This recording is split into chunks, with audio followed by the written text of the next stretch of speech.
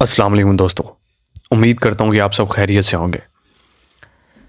आज की स्टोरी बहुत ज़्यादा खौफनाक होने वाली है। तो दोस्तों, स्टोरी पर चलने से पहले अगर आप हमारे चैनल पर नए हो तो हमारे चैनल को ज़रूर सब्सक्राइब कर देना। तो चलते हैं आज की स्टोरी की तरफ। आज की ये कहानी एक लड़के की है जो कि बहरीन में नया नया सिक्योरिटी की जॉब करता था। उसके कमरे में काफ़ी लड़के रहते थे, जिनमें से 2 कज़न थे। तो उस दिन इन 3 लड़कों का डे ऑफ था और उन दोनों कज़न में से एक लड़का ड्यूटी पर गया हुआ था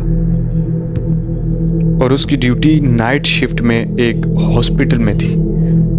जब वो ड्यूटी पर गया तो कुछ देर बाद उसकी कॉल इसके कज़न को आई।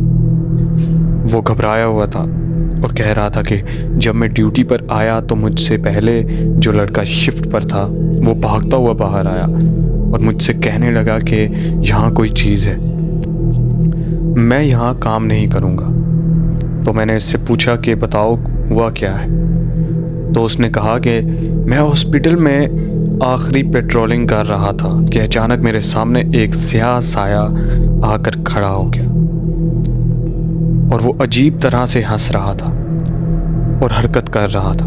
उस खौफ से वो बाहर भाग आया और उसने उस लड़के को भी कहा कि तुम अंदर ना जाना, ये जगह महफूज नहीं है। लेकिन ड्यूटी की वजह से वो इसे छोड़ नहीं सकता था, क्योंकि अगर आप लोग एक दिन भी छुट्टी करते हो तो कंपनी तनख्वाह में से कुछ पैसे काट लेती है।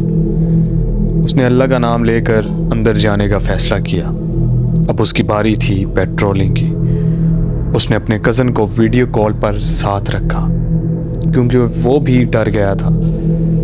जब ये अपनी पेट्रोलिंग के दौरान कमरे के अंदर गया तो वहाँ की लाइट ऑफ थी।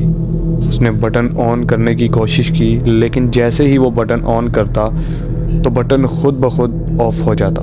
उसने अपने कज़न को वीडियो कॉल पर दिखाया कि ये देखो क्या हो रहा है, लाइट ऑन नहीं हो रही।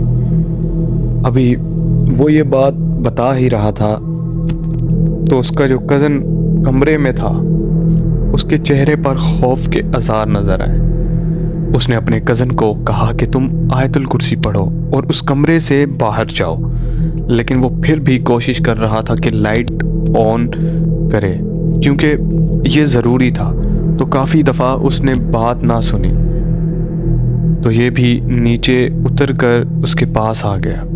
उसने उसके कज़न से पूछा कि क्या हुआ है, तो उसने जवाब नहीं दिया और गुस्से से अपने कज़न को कहा तुम बात क्यों नहीं मान रहे, बाहर जाओ।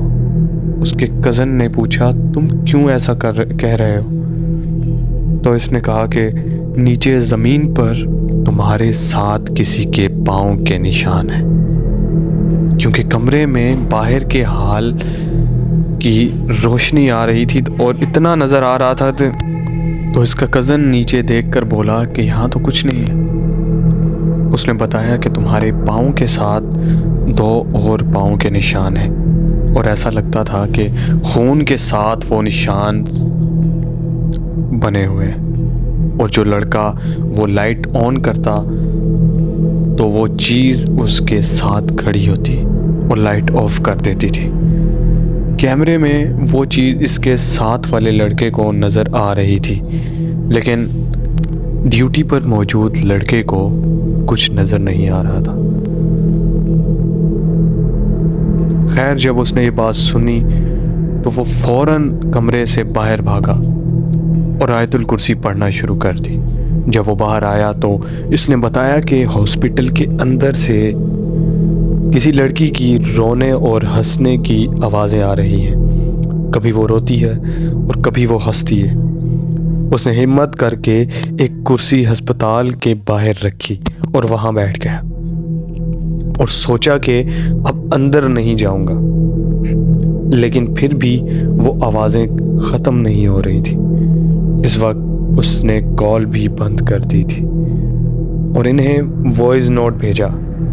वो आवाज़ जब इन लोगों ने सुनी तो ये लोग डर के मारे सुन पड़ गए। वो आवाज़ एक औरत की थी جو کبھی ہنستی اور کبھی روتی۔ یہ لوگ تو کمرے میں بیٹھے ہوئے اتنا خوف زدہ تھے، تو سوچیں اس لڑکے کی کیا حالت ہوگی۔ اس نے ہمت کر کے ہاسپٹل کے باہر ہی رات گزاری اور صبح واپس آ گیا۔ اگلے دن اس نے دوبارہ ڈیوٹی پر جانے سے انکار کر دیا اور کمپنی نے دوسرا گارڈ ارینج کیا۔ جب نیا گارڈ ڈیوٹی پر گیا تو اس کے ساتھ بھی ایسے ہی معاملات ہوئے۔ پھر کمپنی نے اس ہسپتال کا کانٹریکٹ ہی ختم کر دیا۔ تو یہ تھی ہماری آج کی سٹوری۔ تو امید کرتا ہوں آپ کو ضرور پسند آئی ہوگی۔ اگر آپ کو اچھی لگی ہو تو ہمارے چینل DM ہانٹیڈ سٹوریز کو ضرور سبسکرائب کر دیجیے گا اور بیل آئیکن پہ پریس کرنا مت بھولیے گا۔ ملتے ہیں آپ سے کسی اور انٹرسٹنگ سٹوری کے ساتھ، تب تک کے لیے خیال رکھیں اپنا۔ اللہ حافظ۔